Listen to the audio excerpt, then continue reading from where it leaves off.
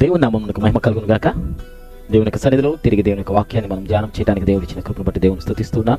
చిన్న ప్రార్థన చేసుకుందాం. కృపా సత్య సంపూర్ణ గొప్ప తండ్రి, నీకు వందనాలు. మీ ప్రాముఖ్యమైన సమయం నీ వాక్యమును మేము ధ్యానం చేస్తున్నాం. నీ వాక్యం ద్వారా మీరు మాతో మాట్లాడండి. నీ ప్రత్యక్షత జ్ఞానం మీరు మాకు అనుగ్రహించమని, నీ ఆత్మ సంబంధమైన విషయాలు మేము సరిగా గ్రహించడానికి, నీ వాక్యానుసారంగా మేము జీవించినట్లు నీ కృప మీరు మాకు తోడు అనుగ్రహించమని యేసు నామమున ప్రార్థించి అడిగి వేడుకొని చూన్నాము తండ్రి, ఆమేన్. షైన్ ఆఫ్ షేకెన్ ఫ్యాక్ట్స్ అను ఈ కార్యక్రమంకు ప్రేమపూర్వకంగా మిమ్మల్ని ఆహ్వానిస్తూ ఉన్నాను. ఈ ప్రత్యేకమైన సమయమందు ఆత్మవరములలో విశ్వాసం అనే వరాన్ని గురించి ఈరోజు మనం ధ్యానం చేయబోతున్నాం. కొరింథీయులకు రాసిన మొదటి పత్రిక 12వ అధ్యాయం 9వ వచనంలో రాయబడిన విశ్వాసం అనే వరాన్ని ఈ యొక్క బైబిల్ గ్రంథ ఆధారంగా పాత నిబంధనలకి క్రొత్త నిబంధన ఆధారాలతో ఎలాగూ విశ్వాసం అనేది దేవుడు మనకు నేర్పిస్తాడు, విశ్వాస సంబంధమైన జీవితాన్ని గూర్చి బైబిల్ మనకు ఏమని సెలవిస్తుంది అనేది ఈరోజు మనం నేర్చుకుందాం.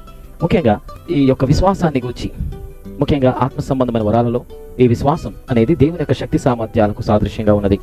దేవుని యొక్క శక్తిని కనపరిచే వరాలలో విశ్వాసం, స్వస్థపరిచే వరములు, అద్భుత కార్యములు చేసే శక్తి, ఈ మూడు కూడా దేవుని యొక్క శక్తిని ప్రత్యక్షపరిచే వరాలు అంటాం. ముఖ్యంగా 9 వరాలు అనేవి మూడు భాగాలుగా చేయబడ్డాయి. భాషలు మాట్లాడటం, భాషలకు అర్థం చెప్పటం, అలాగే ప్రవచించటం, ఈ మూడు కూడా ఈ యొక్క వాక్ శక్తిని బట్టి మాట్లాడుతున్నాం, ప్రేరేపణ ద్వారా పనిచేస్తున్న వరాలు అంటాం. రెండవది దేవుని యొక్క ప్రత్యక్షత వరాలు. ఆ 3 వరాలు ఏమిటంటే బుద్ధివాక్యం, జ్ఞానవాక్యం, ఆత్మలను వివేచించే వరం. ఇప్పుడు ఈరోజు మనం ధ్యానం చేస్తున్న వరాలు దేవుని యొక్క శక్తిని కనపరిచే వరాలు, దేవుని శక్తిని ప్రత్యక్షపరిచే వరాలు. ఇందులో మొట్టమొదటిది విశ్వాసం, అలాగే రెండవది స్వస్థపరిచే వరములు, అలాగే మూడవది అద్భుత కార్యములు చేసే శక్తి. ఈ విశ్వాసం అనే వరం ఇది దేవుని యొక్క శక్తిని కనపరిచే వరం. ఆత్మ ఫలములో కూడా విశ్వాసం కనబడుతుంది. గలతీయులకు రాసిన పత్రిక 5వ అధ్యాయం 22వ వచనంలో. అయితే ఈ విశ్వాసం ఆత్మ సంబంధమైన గుణలక్షణాలకు సాదృశ్యంగా గలతీయులకు రాసిన పత్రిక 5వ అధ్యాయం 22వ వచనంలో విశ్వాసం కనబడుతుంది. అయితే మొదటి కొరింథీయులకు రాసిన పత్రిక 12వ అధ్యాయం 9వ వచనంలో రాయబడిన ఈ విశ్వాసం ఆత్మ సంబంధమైన వరములను గురించి మనకు తెలియజేస్తుంది. ముఖ్యంగా యేసుక్రీస్తు ప్రభు విశ్వాసాన్ని గురించి ఇటు రీతిగా మార్కు రాసిన సువార్త 11వ అధ్యాయం 22వ వచనంలో యేసుక్రీస్తు ప్రభు దేవుని సంబంధమైన విశ్వాసమును గురించి ఇటు రీతిగా మనకు తెలియజేస్తున్నారు.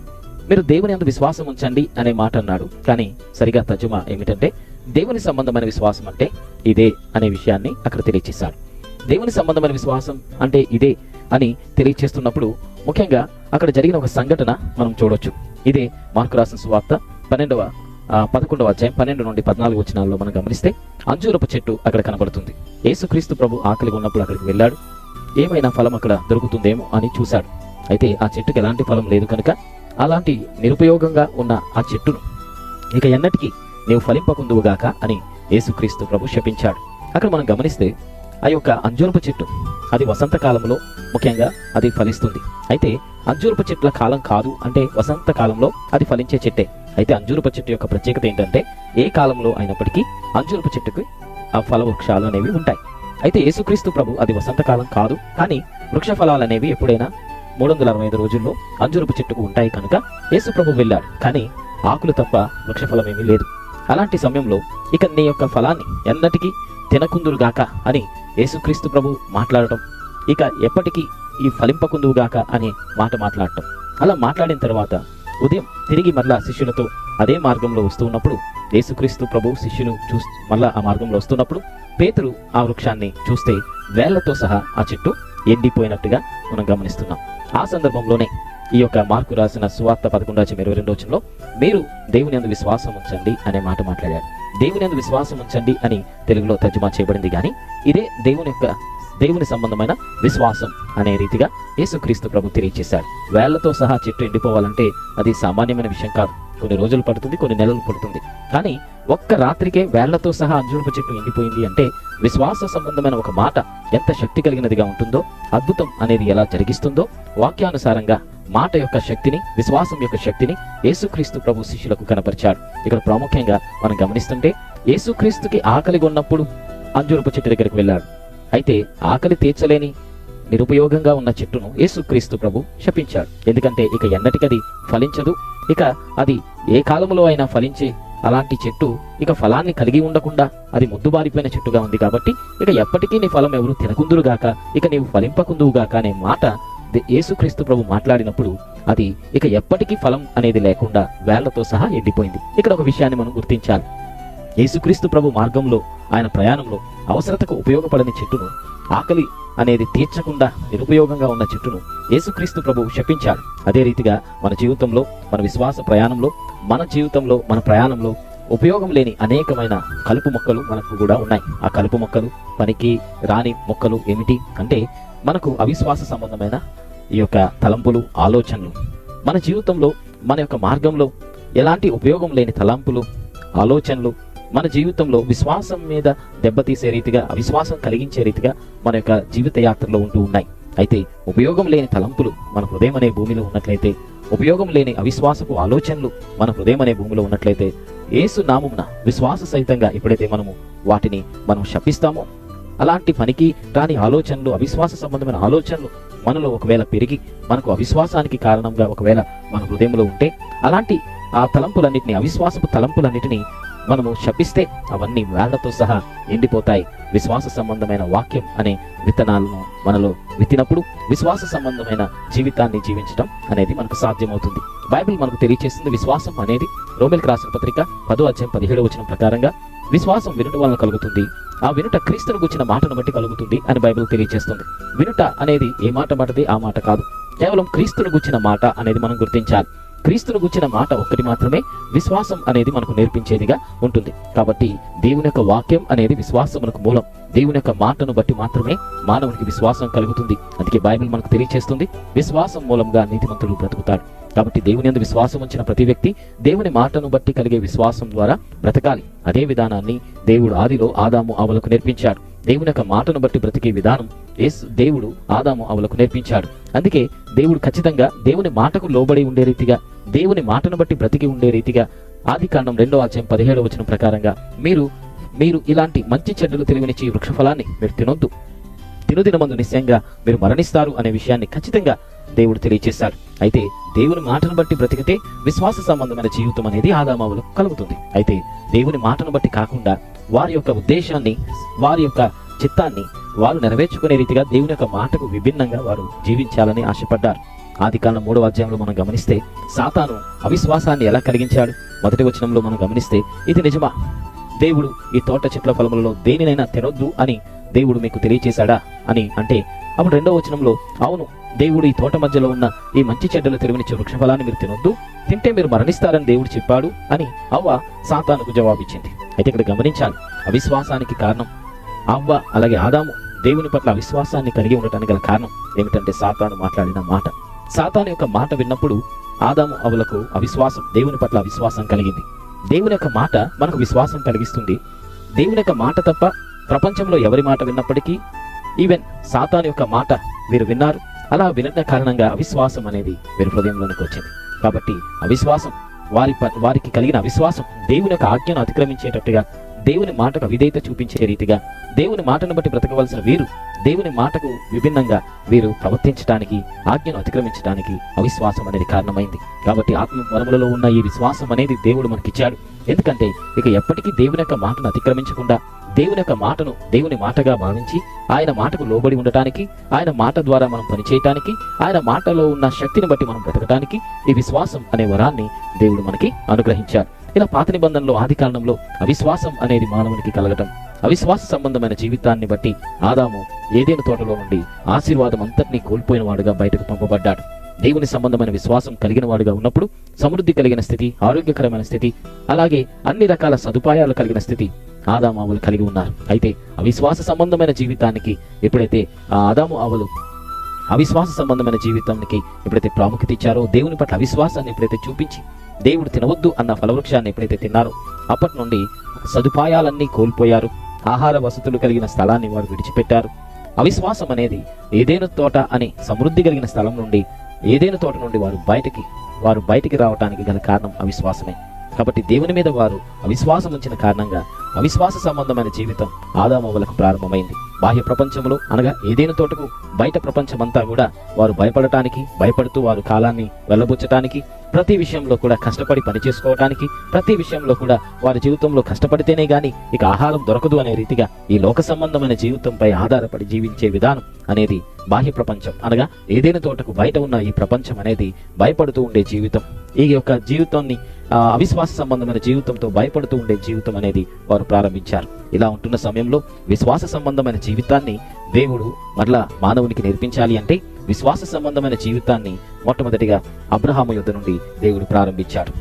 ఆదికాండం 12వ అధ్యాయంలో మనం గమనిస్తే విశ్వాస సంబంధమైన జీవితాన్ని అబ్రహాముకు దేవుడు నేర్పించడానికి మొదటి వచనంలో, నీవు లేచి నీ దేశం నుండి, నీ యొక్క తండ్రి యొద్ద నుండి, అలాగే నీ తండ్రి ఇంటి నుండి, నీ బంధువుల ఇంటి నుండి నువ్వు బయలుదేరి నేను నీకు చూపించబోచున్న దేశం అన్నాడు. ఏ దేశమో పేరు చెప్పలేదు, ఎక్కడికి వెళ్ళాలో అబ్రహాముకు దేవుడు చెప్పలేదు. నేను నీకు చూపించబో దేశానికి నువ్వు వెళ్ళాలి అని చెప్పాడు. సో ఇటు రీతిగా విశ్వాస సంబంధమైన జీవితాన్ని అబ్రహాముకు నేర్పిస్తున్నప్పుడు ఎక్కడికి వెళ్ళాలో అనేది దేవుడు అబ్రహాముకు చెప్పలేదు. నేను నీకు చూపించబోతున్న దేశానికి నువ్వు వెళ్ళాలి అని అన్నప్పుడు అబ్రహాం దేవుడు చెప్పినట్టుగా బయటకు వచ్చాడు. హెబ్రీయులకు రాసిన పత్రిక 11వ అధ్యాయం 8వ వచనం మనం చూస్తే అబ్రహాం పిలువబడినప్పుడు తాను స్వాస్థ్యముగా పొందనై ఉన్న ప్రదేశానికి తాను ఎక్కడికి వెళ్తున్నాడో అతనికి తెలియనప్పటికీ విశ్వాసమును బట్టి అతడు బయటకు వచ్చాడు. ఇటు రీతిగా విశ్వాస సంబంధమైన జీవితాన్ని దేవుడు మానవునికి నేర్పించే విధానం అనేది అబ్రహాము నుండి ప్రారంభించాడు. విశ్వాస సంబంధమైన జీవితం ఎలా అబ్రహాము జీవితంలో స్థిరపరిచాడు అనేది మనం గమనిస్తే ఆదికాండం 15వ అధ్యాయం 6వ వచనంలో, ఆకాశ నక్షత్రాలను లెక్కించు, నీకు చేతనైతే ఆకాశ నక్షత్రాలను లెక్కించు అని దేవుడు అబ్రహాముతో అన్నాడు. అబ్రహాము ఆకాశ నక్షత్రాలన్నీ చూస్తే అనేక కోట్ల కొలది పాలపుంతలు అబ్రహాము కనబడ్డాయి. అబ్రహాము ఆ నక్షత్రాలన్నీ చూసినప్పుడు దేవుడు అన్నాడు, ఇలాగూ ఆకాశ నక్షత్రాల వలె నీ సంతానాన్ని నేను అభివృద్ధి చేస్తాను అన్నాడు. విశ్వాసం అనేది అబ్రహాముకు నేర్పించడానికి కనబడుతున్న కోట్ల కొలది నక్షత్రాలను దేవుడు అబ్రహాముకు చూపించి ఎంత ఉన్నతమైన ఆశీర్వాదం అబ్రహాము పొందబోతున్నాడో, తన సంతానాన్ని ఎలా దేవుడు ఆశీర్వదించబోతున్నాడో అబ్రహాములకు దేవుడు విశ్వాస సంబంధమైన పాఠాలను అబ్రహాముకు నేర్పించాడు. ఇటు రీతిగా అబ్రహాము యొక్క విశ్వాసం అనేది అభివృద్ధి పొందటానికి ఆకాశ నక్షత్రాలు అనేది లెక్కించేటట్టుగా, ఆకాశ నక్షత్రాలు ఎన్ని కోట్లు ఎలా విశాలమైన ప్రపంచంలో ఉన్నాయో అలాగే దేవుడు నాకు సంతానాన్ని అనుగ్రహిస్తాడు అనే గొప్ప విశ్వాసం అబ్రహాముకు రావటానికి కారణమైంది. అందుకే ఆదికాండం 15వ అధ్యాయం 7వ వచనంలో మనం గమనిస్తే అబ్రహాము దేవుని నమ్మాడు, అది అతనికి నీతిగా ఎంచబడింది అనే మాట మనం చూస్తున్నాం. సో దేవుడు అబ్రహాము యొక్క విశ్వాసాన్ని స్థిరపరచటం, ఆ విశ్వాసం బట్టి అబ్రహామును నీతిమంతుడిగా చేయటం. సో అబ్రహాము మరి ఆదికాండం 15వ అధ్యాయం 6 అలాగే 7 వచనాల ఆధారంగా అబ్రహాము విశ్వాసాన్ని బట్టి నీతిమంతుడిగా తీర్చబడ్డాడు. కాబట్టి అబ్రహాముకు విశ్వాసం నేర్పించి విశ్వాసం మీద దేవుని మీద ఆధారపడటం, విశ్వాసంతో దేవుని మీద ఆధారపడటం మాత్రమే కాదు కానీ అబ్రహాము నీతిమంతుడిగా మార్చబడడానికి ఇదే విశ్వాసం అనేది ప్రాముఖ్యత కలిగినదిగా ఉంది. ముఖ్యంగా బైబిల్ గ్రంథ ఆధారంగా విశ్వాస సంబంధంగా ఇలాగూ అబ్రహాము జీవితంలో తన ప్రయాణాన్ని ప్రారంభించాడు. అయితే 15వ అధ్యాయంలో దేవుడు విశ్వాసాన్ని బట్టి దేవుడు అబ్రహాము నీతిమంతుడిగా చేసినప్పటికీ, అబ్రహాము గొప్ప విశ్వాసంతో దేవుని నమ్మాడు అని రాయబడినప్పటికీ, ఆదికాండం 16వ అధ్యాయంకి వచ్చేటప్పటికి మళ్ళా తన భార్య మాట విని హాగర్ను తీసుకుని వెళ్ళి ఇష్మాయిల్ని కన్నాడు. ఇక్కడ మనం గమనిస్తే దేవుడు గొప్ప విశ్వాస సంబంధమైన జీవితాన్ని అబ్రహాముకు నేర్పిస్తున్న సమయంలో మళ్ళా వెంటనే దేవుని మీద ఆధారపడకుండా తన భార్య మాట విని, ఈ లోక సంబంధంగా తన యొక్క భార్య మాట విని హాగర్ను తీసుకుని పోయి ఇష్మాయిల్ని కనడం, ఇది దేవుని యొక్క మార్గాన్ని మళ్లించినట్టుగా, విశ్వాస సంబంధమైన జీవితాన్ని నుండి పక్కకు వచ్చినట్టుగా ఈ సన్నివేశం జరిగింది. అందుకే ఆదికాండం 17వ అధ్యాయం 1వ వచనంలో అబ్రహామును దేవుడు గద్దించాడు. నువ్వు నా సన్నిధిలో నిందారహితంగా ఉండాలి, నా సన్నిధిలో నువ్వు నిందారహితంగా ఉండాలి అని అబ్రహామును దేవుడు గద్దించాడు. అదే 17వ అధ్యాయంలో పేర్లు మార్చాడు. కింద భాగంకి వస్తే అబ్రహాము పేరు అలాగే శారా పేర్లు మార్చి అనేక జన్మలకు తండ్రి అనేక జన్మలకు తల్లి అనే అర్థాలు వచ్చే రీతిగా అబ్రహాము శారా అనే పేర్లుగా అబ్రహాము శారా పేర్లను మార్చాడు. అయితే గొప్పగా దేవుడు విశ్వాసాన్ని స్థిరపరిచే రీతిగా ప్రయత్నం చేస్తున్నప్పటికీ మళ్ళా అవిశ్వాసం అనేది అబ్రహాము జీవితంలో కనబడుతూనే వస్తుంది. అందుకే 18వ అధ్యాయంలో నేరుగా 1వ వచనం నుండి చూస్తే నేరుగా దేవుడే అబ్రహాముకు ప్రత్యక్షపరుచుకున్నాడు. అలా దేవుడు అబ్రహాముకు ప్రత్యక్షపరుచుకొని నేరుగా వారితో పాటు కుటుంబంగా భోజనం చేస్తూ, నేను మరలా మీదటికి సమయంకి వచ్చేటప్పటికి నీ గర్భమందు నేను చెప్పిన వాగ్దాన పుత్రుడు జన్మిస్తాడు అనే రీతిగా నేరుగా దేవుడు వారితో మాట్లాడి విశ్వాసమందు వారిని స్థిరపరిచాడు. ఇటు రీతిగా ఆదికాండం 21వ అధ్యాయంకి వచ్చేటప్పటికి 1వ వచనం నుండి మనం చూస్తే అప్పుడు శారాకి దేవుడు చెప్పిన రీతిగా ఆ గర్భఫలం అనేది శారాకి కలిగింది. దాదాపు 75 సంవత్సరాల వయసులో ఆదికాండం 12వ అధ్యాయం 1వ వచనంలో దేవుడు అబ్రహామును పిలిచినప్పుడు 75 సంవత్సరాలు, 1 నుండి 4 వచనాలు చదువుతున్నప్పుడు ఆదికాండం 12 1 నుండి 4 వచనాలు చదువుతున్నప్పుడు మనకు అర్థమవుతుంది. 75 సంవత్సరాల వయసులో ఉన్నప్పుడు అబ్రహామును పిలిస్తే రమారమి 100 సంవత్సరాల వయసులో ఉన్నప్పుడు దేవుడు అబ్రహాముకు సంతానాన్ని అనుగ్రహించాడు. అంటే మనం గమనించాలి, 25 సంవత్సరాల కాలం అనేది అబ్రహాముకు వాగ్దానం చేయబడిన కుమారుని పొందుకోవడానికి 25 సంవత్సరాల కాలం పట్టింది. అంటే కుమారుడు జన్మిస్తాడు అనే విశ్వాసం అబ్రహాముకు అభివృద్ధి కలగటానికి 25 సంవత్సరాలు పట్టింది. అంటే విశ్వాసం అనేది అంచెలంచెలుగా అబ్రహాము నేర్చుకోవటానికి దేవుని మీద ఆధారపడే రీతిగా విశ్వాస సంబంధమైన జీవితం అబ్రహాము జీవించడానికి అంచెలంచెలుగా అబ్రహాము జీవితంలో అబ్రహాము నేర్చుకున్నాడు. అందుకే రోమీయులకు రాసిన పత్రిక 4:17 మనం గమనిస్తే అబ్రహాము యొక్క విశ్వాసం ఎంత ఉన్నతంగా ఉంది అంటే లేని వాటిని పిలిచేవాడు దేవుడు అనే రీతిగా అబ్రహాము దేవుని పట్ల విశ్వాసం కలిగి ఉన్నాడు. రోమీయులకు రాసిన పత్రిక 4:17 విశ్వసించు దేవుని ఎదుట అనగా మృతులను సజీవులుగా చేయవాడు, లేని వాటిని ఉన్నట్లుగా పిలిచేవాడైన దేవుని ఎదుట అతడు మనందరికీ తండ్రిగా ఉన్నాడు. సో విశ్వాసం అనేది అబ్రహాముకు నేర్పిస్తూ ఉన్నప్పుడు అబ్రహాము లేని వాటిని దేవుడు పిలుస్తాడు అనే విషయం అబ్రహాముకు అర్థమైంది. లేని వాటిని దేవుడు పిలుస్తాడు అంటే అదే దేవుని యొక్క మాట ద్వారా అద్భుతాలు చేస్తాడు, లేని వాటిని ఉన్నట్లుగానే దేవుడు చూస్తాడు అనేది అబ్రహాముకు అర్థమైంది. కాబట్టి అబ్రహాము విశ్వాసం ఎలాగో దేవుడు స్థిరపరిచాడో ఇంకా రోమీయులకు రాసిన పత్రిక 4:18 చూస్తే నీ సంతానం ఇలాగూ ఉండునని చెప్పిన దాన్ని బట్టి తాను అనేక జనములకు తండ్రి అగునట్లు నిరీక్షణకు ఆధారం లేనప్పుడు, గమనించండి, నిరీక్షణకు ఆధారం లేనప్పుడు అతడు నిరీక్షణ కలిగి నమ్మాడు. నిరీక్షణకు ఆధారం లేని స్థితి అంటే ఏంటి? అక్కడే రాయబడింది 19 అతడు విశ్వాసమందు బలహీనుడు కాక రమారమి 100 వయసు కలిగిన వాడై ఉండి అప్పటికి తన శరీరం మృతతుల్యమైపోయింది, తన శారా గర్భం కూడా మృతతుల్యమైనట్టు ఆలోచించాడు గాని అవిశ్వాసం వలన దేవుని యొక్క వాగ్దానములను గూర్చి సందేహింపగా దేవుణ్ణి మహిమపరిచి ఆయన వాగ్దానం చేసిన దానిని నెరవేర్చుటకు సమర్థుడిని రూఢిగా విశ్వసించి ఇదే విశ్వాస సంబంధమైన వరం. పరిస్థితులు అననుకూలంగా ఉన్నప్పటికీ తన శరీరం మృతతుల్యంగా, తన భార్య శరీరం మృతతుల్యంగా మార్చబడింది, ఇక పిల్లలు పుట్టే పరిస్థితి లేదు అనే రీతిగా ఆ శరీర స్థితి ఉన్నప్పటికీ రూఢిగా దేవుని అందు గట్టిగా విశ్వాసం ఉంచి విశ్వాసము ద్వారా బలాన్ని పొందుకున్నాడు. అందుచేత దేవుని యొక్క వాగ్దానం అబ్రహాము జీవితంలో నెరవేర్చబడింది. సో పరిస్థితులు వ్యతిరేకంగా ఉన్నప్పుడు, నిరీక్షణకు ఆధారం లేని పరిస్థితుల్లో మనం ఉంటూ ఉన్న సందర్భాలలో ఎలా దేవుని మీద ఆధారపడాలో ఈ విశ్వాసం అనే వరం మనకు నేర్పిస్తుంది. అబ్రహాము జీవితంలో నిరీక్షణకు ఆధారం లేని పరిస్థితి ఏర్పడినప్పుడు, ఇక పుట్టరు పిల్లలు 100 సంవత్సరాల వయసులో ఎలా పుడతారు అనే రీతిగా అబ్రహాము ఉన్నప్పుడు నిరీక్షణకు ఆధారం లేని స్థితిలో విశ్వాసం కలిగి దేవుని మీద ఆధారపడే రీతిగా దేవుడు విశ్వాసమునందు అబ్రహామును స్థిరపరిచాడు. కాబట్టి దేవుని యొక్క అద్భుతాలు అనేవి ఎప్పుడు జరుగుతాయి? అద్భుతాలు దేవుడు మన జీవితంలో చేయాలి అంటే విశ్వాసం అనేది మనలో ఉండాలి. విశ్వాసం లేకుండా దేవునికి ఇష్టలై ఉండలేం. హెబ్రీయులకు రాసిన పత్రిక 11:6 అదే మనకు తెలియజేస్తుంది. విశ్వాసం లేకుండా దేవునికి ఇష్టలై ఉండడం అసాధ్యం. దేవుని వద్దకు వచ్చేవాడు తానున్నాడని, తను అడుగు వారికి ఫలం దయచేసేవాడని నమ్మబలను కదా అని బైబిల్ తెలియజేస్తుంది. కాబట్టి మన జీవితంలో విశ్వాసం అనేది చాలా ప్రాముఖ్యం. విశ్వాసం లేకుండా దేవుడు అద్భుతాలు చేయాలని ఒకవేళ మనం ఆశిస్తుంటే కనుక విశ్వాసం లేకుండా దేవుడు కూడా పని చేయలేడు అనేది మనం గుర్తించాలి కదా. చాలా ప్రాముఖ్యం. విశ్వాసం లేకుండా దేవుడు కూడా అద్భుతాలు చేయలేడు అనేది మనం గుర్తించాలి. కాబట్టి దేవుడు అద్భుతాలు మన జీవితంలో చేయాలి అని మనం కోరుకుంటే గనక అద్భుతాలు చేసేవాడు దేవుడు, మనం అడిగింది ఇచ్చేవాడు దేవుడు అనే విషయంలో చాలా స్పష్టంగా ఉండాలి. మార్కు రాసిన సువార్త 6:3-5 చూస్తే యేసుక్రీస్తు ప్రభు ఈ భూమి మీద ఉన్నప్పుడు వాడిలో ఆయన కుమారుడు కాదా, యాకోబు యోసే అనే వాళ్ళ సహోదరులు మనకు తెలియదా అంటూ యేసుక్రీస్తు ప్రభును కించపరిచే రీతిగా వీడేం అద్భుతాలు చేస్తాడనే రీతిగా ప్రజలు భావించారు. అందుకే యేసు ప్రభు అన్నాడు, ప్రవక్త తన స్వదేశంలో ఎక్కడా ఘనత గొప్ప పేరేమీ రాదు అతనికి అని అంటూ వారి యొక్క అవిశ్వాసాన్ని చూసి ఆశ్చర్యపడ్డాడు. అంత మాత్రమే కాదు, అక్కడ ఏ అద్భుతాన్ని చేయజాలకపోయాను అని రాయబడింది. అవిశ్వాసం బట్టి అద్భుతాలు యేసు ప్రభు చేయజాలకపోయాను అనే మాట మనం చూస్తున్నాం. కాబట్టి విశ్వాసం కలిగి ఉంటేనే దేవుడు అద్భుతాలు చేస్తాడు. విశ్వాసం అనేది లేకపోతే దేవుడు అద్భుతాలు చేయలేడు అనేది మనం గుర్తించాలి. విశ్వాసం లేదు, మన బలహీనత దేవుడికి తెలుసు కదా, దేవుడు ఎలాగైనా అద్భుతం చేయొచ్చు కదా అనుకుంటే విశ్వాసం లేకుండా దేవుడు ఎలా అద్భుతాలు చేస్తాడు? ఉదాహరణకు యోబు జీవితాన్ని మనం తీసుకుంటే యోబు గొప్ప సాక్ష్యం పొందుకున్నాడు. యెహోవాయందు భయభక్తులు కలిగిన వాడు, చెడుతనాన్ని విసర్జించిన వాడు, గొప్ప పేరు, నీతిమంతుడుగా దేవుని ద్వారా అభినందించబడ్డాడు. కానీ అతని యొక్క అవిశ్వాసం ఎలాంటిది? ఎంత గొప్ప అవిశ్వాసం! యోబు భక్తి విషయంలో బాగానే ఉన్నది, కానీ యోబు విశ్వాస స్థితిని మనం ఒకసారి చూస్తే రోజు అతని పిల్లల కొరకు బలి అర్పణలు అర్పించాడు 1వ అధ్యాయం యోబు గ్రంథంలో.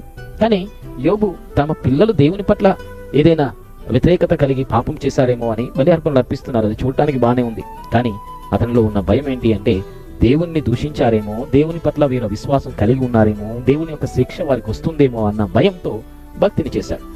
దాని పర్యవసానం ఏం జరిగింది అంటే నష్టం జరిగింది. ఆ భయం అది విశ్వాస సంబంధమైనది కాదు కదా. ఆ భయం అనేది విశ్వాస సంబంధమైనది కాదు. భక్తి కనబడటానికి బాగానే ఉంది, కానీ ఆ భయముతో నా పిల్లలు ఏమైపోతారో అని భక్తిని చేశాడు. కానీ అలా బలియార్పణలు అర్పించి పిల్లలు ఏమైపోతారో అనుకున్నాడు. అదే 1వ అధ్యాయం యోబు గ్రంథంలో 7 కుమారులు 3 కుమార్తెలు కూడా చనిపోయినట్టుగా బైబిల్ గ్రంథంలో చూస్తున్నాం.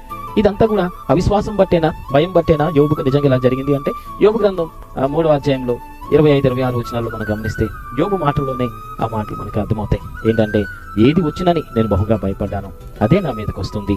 నాకు నెమ్మది లేదు, సుఖం లేదు అని యోబు తన మాటల్లోనే తెలియజేస్తున్నాడు. కాబట్టి ఏది రాకూడదు అనుకుంటామో అదే మన మీదకి వస్తుంది, ఏది రాకూడదని మనం భయపడతామో అదే మన మీదకి వస్తుంది. కాబట్టి ఏది వచ్చినా నేను భయపడుతున్నానో అదే నా మీదకి వస్తుంది, నాకు భీతి పుట్టించినదే నాకు కలుగుతుంది, నాకు నెమ్మది లేదు, సుఖం లేదు అని యోబు తన మాటల్లో అంటున్నాడంటే భయము అనేది యోబు జీవితాన్ని ఆవరించింది. కాబట్టి అలా భయపడుతున్న యోబును దేవుడు ఎలా బాగు చేశాడు? సరే, భక్తి కలిగిన వాడు కాబట్టి దేవుడైనా వెంటనే బాగు చేశాడా? వెంటనే అతన్ని ముట్టాడా? ఎంత పతనమైపోయిన స్థితి. 2వ అధ్యాయంలో మనం గమనిస్తే తన శరీరం అంతా వ్యాధి వచ్చింది, చెల్లపెంకు తీసుకుని గోక్కుంటున్నాడు. తన భార్య కూడా ఆ బాధ చూడలేకపోతుంది. దగ్గరికి వెళ్తే దుర్వాసన. ఇంకా యథార్థతను వదులకుండా ఉంటావా? నువ్వు దేవుని దూషించి కూడా చచ్చిపో అనే రీతిగా తన భార్య, ఇంకా నేను నీతో కాపురం చేయను, ఇంకా నాకు సంబంధం లేదు, ఇంకా నేను నీకు సేవ చేయలేను అని తన భార్య కూడా ఇంకా యోబును ఇంకా చచ్చిపో, ఇంకా నీకెందుకు ఆత్మహత్య చేసుకుని చచ్చిపో అనే రీతిగా భార్య అన్నదంటే ఎంత దీన స్థితిలోనికి వెళ్ళిపోయాడు. ఇదంతా కూడా యోబు గ్రంథం 2వ అధ్యాయం 6వ వచనం నుండి మనం గమనిస్తే ఇలాగూ ఎంత బాధ యోబు అనుభవించాడో ఇదంతా కూడా మనకు అర్థమవుతుంది. 9వ వచనంలో భార్య ఎలాగా దూషించిందో, ఇంకా యథార్థత వదలకుండా ఉంటావా అన్న మాట అక్కడ మనకు కనబడుతుంది. సో ఎంత దీన స్థితిలోనికి యోబు వెళ్ళిపోతే ఎందుకు దేవుడు వెంటనే బాగు చేయలేదు? దేవుడు అవిశ్వాసులను బాగు చేయలేడు. దేవుడు అద్భుతం చేయాలి అంటే విశ్వాసం అనేది ఖచ్చితంగా కావాలి. కాబట్టి విశ్వాసం పాఠాలు యోబుకు దేవుడు నేర్పించాడు. యోబు గ్రంథం 38వ అధ్యాయంలో రకరకాల ప్రశ్నలు ద్వారా 2వ వచనం నుండి చూస్తే ఇంకా మనకి అర్థమవుతుంది. 4వ వచనం నుండి నేను చదువుతున్నాను. నేను భూమికి పునాదులు వేసినప్పుడు నువ్వు ఎక్కడున్నావు? నీకు వివేకం కలిగి ఉన్నాయో చెప్పు, నీకు తెలిసిన దాని పరిమాణం నియమించిన వాడు ఎవడో చెప్పు, దాని పరిమాణం కొలం వేసిన వాడు ఎవడో చెప్పు, దాని స్తంభంలో పాదులు దేనితో కట్టబడినవో చెప్పు. ఇటు రీతికి ఒక్కొక్క ప్రశ్న వేయటం మొదలుపెట్టాడు. సృష్టి నిర్మాణం గురించి ఇలా ప్రశ్నలు వేస్తూ మొదలుపెట్టి 21వ వచనం, యోబు గ్రంథం 38:21వ వచనంలో ఇదంతా నీకు తెలిసి ఉన్నది కదా, నువ్వు బహువృద్ధిలో నువ్వు అప్పటికి పుట్టి ఉన్నావు అన్నాడు. ఇటు రీతిగా యోబు జీవితంలో అప్పటికి నువ్వు పుట్టావు, నువ్వు ఆత్మ సంబంధమైన జీవివి, నీకు ఇవన్నీ తెలుసు అని విశ్వాస సంబంధమైన మాటలు మాట్లాడినప్పుడు యోబుకు తిరిగి జ్ఞానోదయమైంది. దేవుడు నిరాకారంగా ఉన్న ఈ సృష్టికి దేవుడు ఆకారవంతమైన ఆ సృష్టి దేవుడు మరలా నిరాకారానికి ఆకారం ఇస్తే పతనమైపోయిన నా జీవితానికి ఎందుకు దేవుడు మరలా ఆకారవంతమైన కుటుంబ జీవితం ఎందుకు దేవుడు ఇవ్వడని ఆ విశ్వాసం అనేది అబ్రహాము కలిగింది. కాబట్టి యోబు గ్రంథం 42వ అధ్యాయం 8వ వచనంలో చూస్తే అక్కడ యోబు తన స్నేహితుల కొరకు ప్రార్థన చేశాడు. అయితే యోబు తన ప్రార్థన స్నేహితుల కోసం చేశాడు, తన కొరకు చేసుకోలేదు. అయితే తన కొరకు చేసుకోకుండా తన స్నేహితుల కొరకు ప్రార్థన చేసేంత విశ్వాసం వచ్చేసింది. సాధారణంగా మన సమస్యలు మన బాధలు ముందుగా దేవుని దగ్గర పెడతాం కదా. కానీ ఇక్కడ గమనిస్తే యోబు గ్రంథం 42వ అధ్యాయం 10వ వచనంలో రాయబడింది, తన స్నేహితుల కొరకు యోబు ప్రార్థన చేస్తే దేవుడు యోబుకు క్షేమకరమైన స్థితి అనుగ్రహించాడు. కాబట్టి ఎలాంటి ఆశీర్వాదం యోబుకు కలిగింది?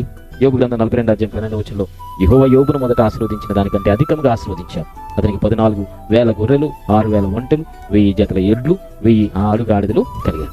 ఇటు రీతిగా మరలా ఎవరినైతే కోల్పోయాడో 13వ వచనం యోబు గ్రంథం 42:13లో అతనికి 7 కుమారులు 3 కుమార్తెలు మరలా కలిగారు. ఇంకా ఏమిటంటే 14వ వచనంలో రాయబడింది, ఈలాగు ఆ 3 కుమార్తెల కంటే ఆ 3 కూడా 15వ వచనం మనం గమనిస్తే ఆ దేశమందంతటా యోబు కుమార్తెలు అంత సౌందర్యవంతులు కనబడలేదు. అందగత్తెలు అంటే ఒకవేళ మిస్ యూనివర్స్ పోటీలు జరిగితే వెళ్ళే మొదటి 3 స్థానాలు కూడా వీరే దక్కించుకుంటారు. ఇటు రీతిగా అంత అందమైన ఆ కుమార్తెలను దేవుడు మరలా ఇచ్చాడు. నష్టపోయిన దానికి 2 అంతల ఆశీర్వాదం తిరిగి ఇచ్చాడు. 7 కుమారులు 3 కుమార్తెలు దేవుడు ఇచ్చాడు. ఇక నేను నీతో కాపురం చేయను, నువ్వు యథార్థత ఇంకా వదిలిపెట్టకుండా ఎందుకుంటావు, దేవుని దూషించి చచ్చిపో అన్న భార్య మళ్ళా కాపురం చేసి మళ్ళా ఆమె ద్వారానే 7 కుమారులు 3 కుమార్తెలు జన్మించడం, తిరిగి కుటుంబ జీవితాన్ని సంతోషంగా యోబు అనుభవించడం జరిగింది.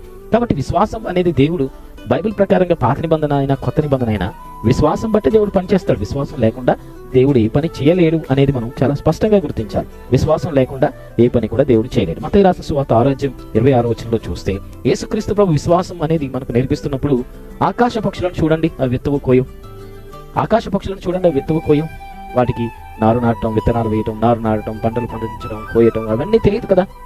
వాటికి ఎలా పంట పండించి పంటను సంరక్షించుకొని పంటను ఎలా వారు ఆహారంగా తీసుకోవాలో ఆకాశ పక్షులకు తెలియదు కదా. కానీ పరలోకమందు ఉన్న తండ్రి వాటన్నిటిని పోషిస్తున్నాడు కదా అనే విషయాలు తెలియజేశారు. సో ఒకప్పుడు అబ్రహాముకు ఆకాశ నక్షత్రాలు నీకు చేతనైతే ఆకాశ నక్షత్రాలు లెక్కించు అని దేవుడు ఆకాశ నక్షత్రాలను చూపించి లెక్కించు అని చెప్పి విశ్వాసం నేర్పించాడు. యేసుక్రీస్తు ప్రభు ఆకాశ పక్షులను చూపించి విశ్వాసం అంటే ఆకాశ పక్షులను పోలిన జీవితం.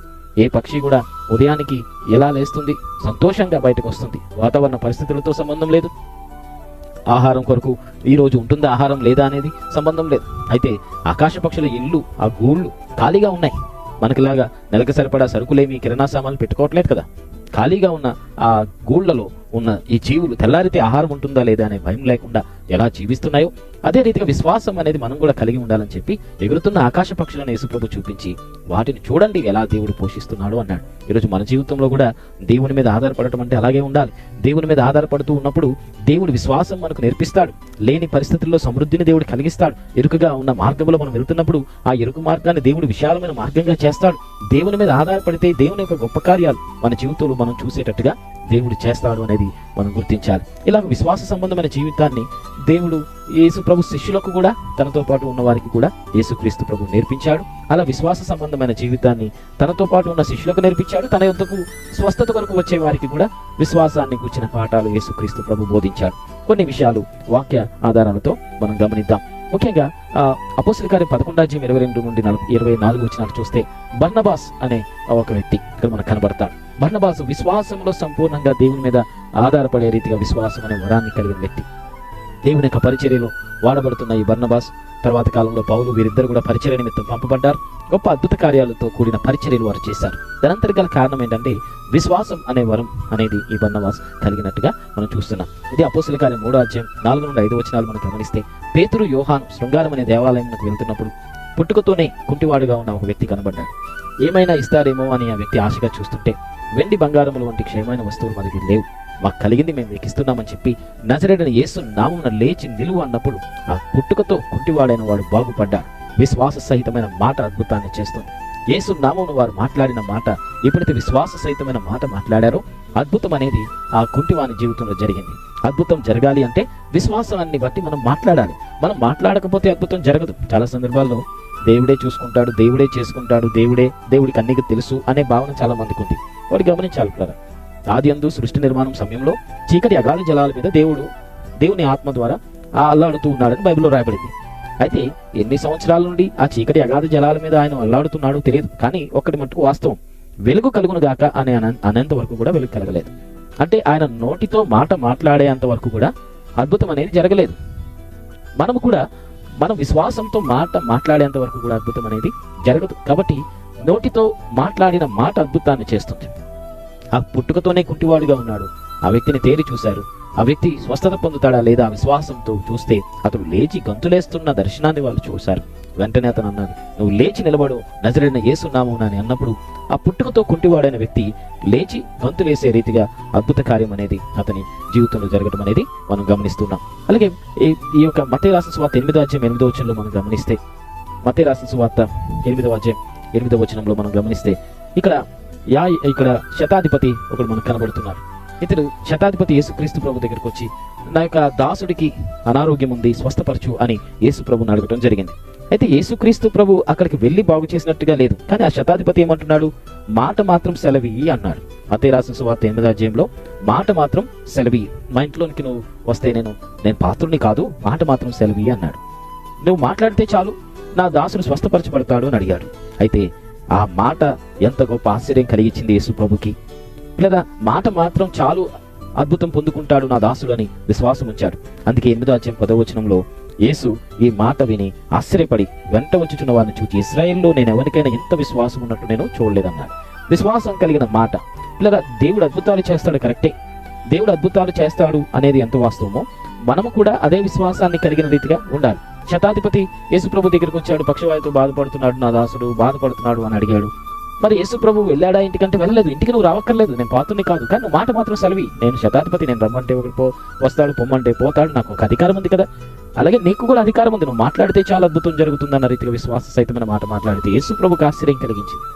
ఈరోజు మన జీవితంలో కూడా ఆ దేవుడు ఎలాంటి విశ్వాసం మన జీవితంలో కోరుకుంటున్నాడో అది మనం గుర్తించాలి. దేవుని యొక్క మాట చాలు, యేసు ప్రభు మాట చాలా అద్భుతం నా దాసుడు పొందుకుంటాడు అన్న విశ్వాసం నిజంగానే యేసుక్రీస్తు ప్రభు నాకు ఆశ్చర్యం కలిగించినట్టుగా బైబిల్ గ్రంథంలో మనం చూస్తున్నాం. అలాగే మార్కు రాసిన సువార్త 5:28 వచనంలో, మార్కు రాసిన సువార్త 5:28 వచనంలో ఇక్కడ ఒక సంఘటన నేను మీకు తెలియచేయాలని ఆశిస్తున్నాను. మార్కు రాసిన సువార్త 5:28 వచనంలో ఇక్కడ మనం గమనిస్తే 12 సంవత్సరాల నుండి రక్తస్రావం కలిగిన ఒక స్త్రీ, 12 సంవత్సరాల నుండి రక్తస్రావం కలిగిన ఒక స్త్రీ యేసుక్రీస్తు ప్రభువుని ముట్టుకుంటే చాలు నేను బాగుపడతాను అని అనుకుంది. ఇటు రీతిగా ముట్టితే నేను బాగుపడతాను అని యేసుక్రీస్తు ప్రభువుని వెనక నుండి వచ్చి ముట్టింది. అప్పుడు ఏమైంది? 5వ అధ్యాయం 30వ వచనంలో చదివితే యేసుక్రీస్తులో ఉన్న ప్రభావం, స్వస్థత, శక్తి ఆమెలోనికి వెళ్ళి బాగుపడిపోయింది. అప్పుడు వెంటనే నడుస్తున్న యేసుప్రభు ఆగిపోయి నన్ను ఎవరు ముట్టారు అంటే అందరూ అంటున్నారు, శిష్యులు, ఏంటి ఇంతమంది నీ మీద పడుతుంటే ఎవరు నన్ను ముట్టుకున్నారు అంటున్నావు ఏంటి అంటే, లేదు ఒకరు ముట్టుకున్నారు, స్వస్థత పొందుకున్నారు. ఆ విషయాన్ని యేసుప్రభు తెలియజేశాడు. 34 వచనంలో చూస్తే, అందుకైన కుమారి, నీ విశ్వాసం నిన్ను స్వస్థపరిచింది అంటున్నా. నీ విశ్వాసం నిన్ను స్వస్థపరిచింది, నువ్వు సమాధానం గల దాని వైపు నీ బాధ నివారణ నీకు స్వస్థత కలుగునుగా. కానీ ఆమెతో ఇక్కడ మనం గమనిస్తే ఆమె ముట్టుకున్నది, స్వస్థత పొందుకున్నది. అంటే ఆమె విశ్వాసం ఆమెను స్వస్థపరిచిందనే మాట యేసుప్రభు ఇక్కడ మాట్లాడుతున్నారు. సో దేవుని దగ్గరకు మనం వస్తున్నప్పుడు మనం విశ్వాసంతో దేవుని దగ్గరికి రావాలి. విశ్వాసం లేకుండా దేవునికి ఇష్టమై ఉండటం అసాధ్యం. ఇదంతా కూడా బైబిల్ మనకు తెలియజేస్తుంది. కాబట్టి దేవుడే అద్భుతాలు చేసుకుంటాడు, దేవుడికి మన బలహీనత తెలుసు కదంటే, కాదు, నువ్వు విశ్వాసం ఉంచాలి. దేవుని దగ్గరకు నువ్వు వస్తున్నప్పుడు విశ్వాసం సహితమైన ప్రార్థన చేయాలి, విశ్వాసంతో దేవుని మీద ఆధారపడాలి, వాక్యాన్ని నమ్మాలి. అప్పుడే అద్భుతాలు పొందుకుంటాం. ఈమె పైకి చెప్పుకునే సమస్య కాదు, అందరి ముందు ప్రార్థన చేయించుకునే సమస్య కాదు, యేసు ప్రభుతో మాట్లాడి నా సమస్య ఇదని చెప్పుకునే సమస్య కాదు. ఇక్కడ మనం గమనిస్తే ఆయన వస్త్రము చెంగు ముట్టుకుంటే చాలు నేను బాగుపడతాను అనుకుంది. అలాంటి విశ్వాసం, ఆమె కలిగిన విశ్వాసం ఆమె అద్భుతాన్ని పొందుకోవడానికి కారణమైంది. ఈరోజు మన జీవితంలో విశ్వాసం అనేది ఆత్మ సంబంధమైన వరముగా దేవుడు మనకి ఇచ్చాడు. ఇలాంటి విశ్వాసం మనలో ఉన్నప్పుడు మనము కూడా దేవుని మీద ఆధారపడటం, దేవుని సంబంధమైన అద్భుతాలు, ఆశ్చర్యకార్యాలు మన జీవితంలో అనుభవించే రీతిగా విశ్వాసం అనే వరం అది మనకి సహాయపడుతుంది అనేది మనం గుర్తించాలి. తర్వాత పిల్లలు ముఖ్యంగా 3 విషయాలు నేను మీకు తెలియజేస్తాను. అంటే మనము కూడా విశ్వాసం ఉంచాలా, మనం విశ్వాసం ఉంచకపోతే దేవుడు అద్భుతం చేయడానికి 3 వాక్య భాగాలు నేను మీకు చూపిస్తాను. మార్కు రాసిన సువార్త 9:23 వచనంలో ఒక కుమారుడు ఉన్నాడు. తండ్రి బాధ చెప్తున్నాడు. ఏంటి? మోసరోగం ఉంది, చెవిటివాడు, అలాగే మోగవాడుగా ఉన్నాడు. అతడు ఏం చేస్తున్నాడు? అగ్ని నీళ్లు కనబడినప్పుడు ఎవరో అతన్ని గెంటేస్తున్నట్టుగా వెళ్ళి అగ్ని నీళ్ళలో పడిపోతున్నాడు. శిష్యుల దగ్గరికి తీసుకెళ్లారు. ఆయన శిష్యుని ప్రార్థన చేసిన అతనికి బాగా అవ్వలేదు. కాబట్టి యేసుప్రభు దగ్గరికి ఆ వ్యక్తి తీసుకొచ్చాడు. అప్పుడు యేసుప్రభు ఏమడుగుతున్నాడు? అవును, 15 నుండి 27 వచనాలు, మార్కు రాసిన సువార్త 15 నుండి 27 వచనాల్లో అది ఉంది. ముఖ్యంగా 9వ అధ్యాయం 23వ వచనంలో, మార్కు రాసిన సువార్త 9వ అధ్యాయం 15 నుండి 27 వచనాల్లో ఈ స్టోరీ అక్కడ ఉంది. అలాగే మార్కు రాసిన సువార్త 9వ అధ్యాయం 23వ వచనంలో చూస్తే, నువ్వు నమ్ముతున్నావా? నేను ఇలా స్వస్థపరుస్తాను, దీన్ని చేయగలను, నువ్వు నమ్ముతున్నావా అని అంటే, అవును నేను నమ్ముతున్నాను అని తండ్రి అంటున్నాడు. సో విశ్వాసం అనేది తండ్రి కూడా కలిగి ఉన్నాడా లేదా అని యేసుప్రభు ఇక్కడ ప్రశ్నించాడు. అలా విశ్వాసం ఉంచినందుకు కుమారుని అక్కడ యేసుప్రభు బాగు చేశాడు. అలాగే రెండో సందర్భాన్ని చూస్తే, యోహాను రాసిన సువార్త 4వ అధ్యాయం 26 నుండి యోహాను రాసిన సువార్త 4వ అధ్యాయం 46 నుండి 53 వచనాల్లో మనం గమనిస్తే, యేసుప్రభు మొట్టమొదటిగా కానా అనే ఊరికి వెళ్ళాడు. అక్కడ నీళ్లను ద్రాక్షారసం చేశాడు. అదే ఊర్లో అక్కడ జరిగిన సంఘటన ఇక్కడ వ్రాయబడింది. అక్కడ గమనిస్తే ఒక ప్రధాని అక్కడ ఉన్నాడు. ఆ ప్రధాని కొడుకుకు ఆ రోగగ్రస్తుడై ఉన్నాడు. అక్కడ యేసుక్రీస్తు ప్రభు నా కుమారుడు చావ సిద్ధమై ఉన్నాడు, నువ్వు వచ్చి స్వస్థపరచాలి అని కోరుకున్నాడు. అప్పుడు ఆ చావక మునిపే నువ్వు రావాలి అని అడిగాడు. అప్పుడు ఆ ప్రభు నా కుమారుడు చావక మునిపే రమ్మని అడిగినప్పుడు 50 వచనంలో గమనించండి, యేసు అంటున్నాడు, నువ్వు వెళ్ళు, నీ కుమారుడు బ్రతికి ఉన్నాడని అతనితో చెప్పాడు. చావక మునిపే రా అని బ్రతిమలాడుతున్నాడు ఈ ప్రధాని. యేసు ప్రభు అన్నాడు, నువ్వు వెళ్ళు, నీ కుమారుడు బ్రతికున్నాడు అని అన్నాడు. అతనితో చెప్పగా ఆ మనుషుడు ఏం చేశాడు తెలుసా? యేసు తనతో చెప్పిన మాట ప్రకారంగా నమ్మి వెళ్ళిపోయాడు. మీరు గమనించండి, కుమారుడు చావ సిద్ధంగా ఉన్నాడు అంటే చనిపోవడానికి దగ్గరగా అతను ఉన్నాడు, చనిపోతాడు. అలాంటి సమయంలో యేసు ప్రభు అన్నాడు, నువ్వు వెళ్ళు, నీ కొడుకు బ్రతికాడు, వెళ్ళు అంటే వెంటనే నమ్మి వెళ్ళిపోయాడు. ఇక్కడ గమనిస్తే విశ్వాసం అనేది క్రియారూపకంగా కూడా కనబడాలి. కాబట్టి నమ్మి వెళ్ళాడు, అందుకే తన కుమారుడు బ్రతికినట్టుగా బైబిల్ గ్రంథంలో మనం చూస్తున్నాం. సో విశ్వాసం ఉంచకుండా దేవుడు అద్భుతాలు చేస్తాడనుకోవద్దు. విశ్వాసం ఉన్నదా లేదా అనేది కూడా యేసు ప్రభు పరీక్షించిన సందర్భాలు నేను మీకు తెలియజేస్తున్నాను. అలాగే మత్తయి రాసిన సువార్త 9వ అధ్యాయం 28-29 వచనాల్లో మనం గమనిస్తే, 2 గుడ్డి వారు యేసు ప్రభు దగ్గరికి వచ్చారు. వారు వచ్చి మమ్మల్ని స్వస్థపరచండి అని అడిగారు యేసు ప్రభుని. అప్పుడు యేసు ప్రభు అడుగుతున్నాడు, ఇది చేయగలని మీరు నమ్ముతున్నారా అంటున్నాడు. గుడ్డి వారు, వారికి ఏం కనబడట్లేదు, కానీ యేసు ప్రభు వాళ్ళని అడుగుతున్నారు. వాళ్ళు ఏమంటున్నారు? అవును మేము నమ్ముతున్నాం అన్నారు. మీ నమ్మిక చొప్పున మీకు కలుగును గాక అన్నాడు. వాళ్ళు ముట్టి స్వస్థపరిచాడు. గమనించండి, దేవుడు అద్భుతం చేయాలంటే మనం దేవుని మీద విశ్వాసం ఉంచాలి. మనం విశ్వాసం ఉంచకుండా దేవుడు ఎలా అద్భుతాలు చేస్తాడు? దేవుడు అద్భుతాలు చేసే రీతిగా విశ్వాసం కలిగిన వాడు. దేవుడు విశ్వాసంలో సంపూర్ణుడిగా ఉన్నాడు. కాబట్టి విశ్వాసంలో సంపూర్ణుడిగా ఉన్న దేవుడు విశ్వాసమును బట్టే పని చేస్తాడు. విశ్వాసం లేకుండా దేవుని యొద్ద నుండి అద్భుతం అనేది మనకు జరగదు. కాబట్టి విశ్వాస సంబంధమైన జీవితాన్ని ఈ లోకంలో ఎలా జీవించాలో యేసుక్రీస్తు ప్రభు మనకు తెలియజేస్తున్నాడు. బైబిల్ గ్రంథం మనకు తెలియజేస్తుంది. అదే విశ్వాస సంబంధమైన జీవితాన్ని బట్టి భక్తులందరూ, పాత నిబంధన కొత్త నిబంధన కాలంలో ఉన్న భక్తులందరూ విశ్వాసం బట్టి బ్రతికారు. ఇలా ఆఖరిగా ముగింపు మాటలో నేను తెలియజేస్తున్నాను. హెబ్రీయులకు రాసిన పత్రిక 11వ అధ్యాయం 13వ వచనంలో, పిల్లరా, వీరందరూ వాగ్దాన ఫలము అనుభవింపకపోయినప్పటికీ దూరం నుండి చూచి వందనం చేసి తాము భూమి మీద పరదేశము యాత్రికులమై ఉన్నామని ఒప్పుకొని విశ్వాసం కలిగిన వారే మృతిపడ్డారు. అంటే మరణానికి దగ్గరగా వెళ్ళిపోతున్న వ్యక్తులుగా ఉన్న ఈ పాత నిబంధన పరిశుద్ధులందరూ కూడా, వారందరూ కూడా విశ్వాస సంబంధమైన జీవితాన్ని జీవించడం మాత్రమే కాదు, వారు మృతి పొందే సమయంలో కూడా మృతి పొందే సమయంలో కూడా విశ్వాసం కలిగిన వారుగా వారు మరణించారు అని బైబిల్ మనకు తెలియజేస్తుంది. కాబట్టి విశ్వాస సంబంధమైన జీవితం మనం జీవిస్తున్నాం. తుది వరకు కూడా మన విశ్వాసాన్ని మనం కాపాడుకోవాలి. విశ్వాసం అనేది మనం కాపాడుకోకపోతే చాలా ప్రమాదం. ముఖ్యంగా మత్తయి రాసిన సువార్త 11:11 యేసుప్రభువు ఏమన్నాడు? విశ్వాసం అనేది ఎంత ప్రాముఖ్యమో అక్కడ మనం గుర్తించాలి. ఎందుకంటే బాప్తిసం ఇచ్చే యోహాను గురించి యేసుప్రభువు ఒక మాట మాట్లాడాడు. భూమి మీద బాప్తిసం ఇచ్చే యోహాను వంటి గొప్ప వ్యక్తి తల్లి గర్భం ముందు ఎవరికి పుట్టలేదు, కానీ పరలోకంలో అల్పుల కన్నా అల్పుడు అనబడతాడు అన్నాడు. ఎందుకు? అవిశ్వాసం అనేది యోహాను జీవితంలో కలిగి ఉన్నాడు. ఎందుకు అంటే ఈ యొక్క మత్తయి రాసిన సువార్త 11వ కొన్ని మాటలు మనం గమనిస్తే అక్కడ చెరసాల్లో వేయబడ్డాడు. చెరసాల్లో వేయబడిన తర్వాత 2వ వచనం నుండి చెరసాల్లో వేయబడినప్పుడు అవిశ్వాసం వచ్చేసింది. యేసుక్రీస్తు ప్రభు బాప్తిసం పొందుకున్నప్పుడు ఆకాశం తెరవబడటం, పౌరం వలె పరిశుద్ధాత్మ రావడం, తండ్రి స్వరం, ఇదిగో ఈయన నా ప్రియకుమారుడు, ఈయన యందు నేను ఆనందిస్తున్నానని తండ్రి నేరుగా చెబుతున్నప్పుడు విన్నాడు. యేసుప్రభు ఎవరో అర్థమైపోయింది. యేసుప్రభు దేవుని కుమారుడు అని అర్థమైపోయింది. గొప్ప దర్శనాన్ని చూసేశాడు. మరి ఎందుకు యేసుప్రభు పట్ల అవిశ్వాసం వచ్చింది? అందుకే మత్తయి రాసిన సువార్త 11:2 చూస్తే, రాబోయేవాడు నీవేనా లేక ఇంకెవరైనా అని ఎవరి కోసమైనా కనిపెట్టాలా అని తన శిష్యుల్ని కవర్ పంపించారు. ఆ సందర్భంలో యేసుక్రీస్తు ప్రభు ఏమంటున్నాడు? మీరు కన్నవాటిని విన్నవాటిని మీరు వెళ్ళి యోహానికి చెప్పండి అని అంటూ, నా విషయమై అభ్యంతరపడిన వాడు ధన్యుడు అనే విషయం 6వ వచనంలో నా విషయమై అభ్యంతరపడుతున్నాడు యోహాను, అభ్యంతర పడకుండా ఉంటే ధన్యుడు అన్నాడు. ఈరోజు మన జీవితంలో కూడా చాలాసార్లు దేవుని నమ్మే విషయంలో అభ్యంతరపడుతున్నాం. ఎన్నో అద్భుతాలు చూసాం, ఇది జరగదు అన్న పనులు జరగడం చూసాం. దేవుడు ఆశ్చర్యకార్యాలు, అనేకమైన కార్యాలు మన జీవితంలో దేవుడు చేశాడు. అయినా చాలా సందర్భాల్లో చిన్న చిన్న విషయాల్లో దేవుని పట్ల అభ్యంతర పడుతున్నాం. అలాంటి ఒకవేళ అభ్యంతర పడుతుంటే కనుక చాలా ప్రమాదం. ఎందుకంటే విశ్వాసం అనేది ఎప్పటికీ ఉంటుంది.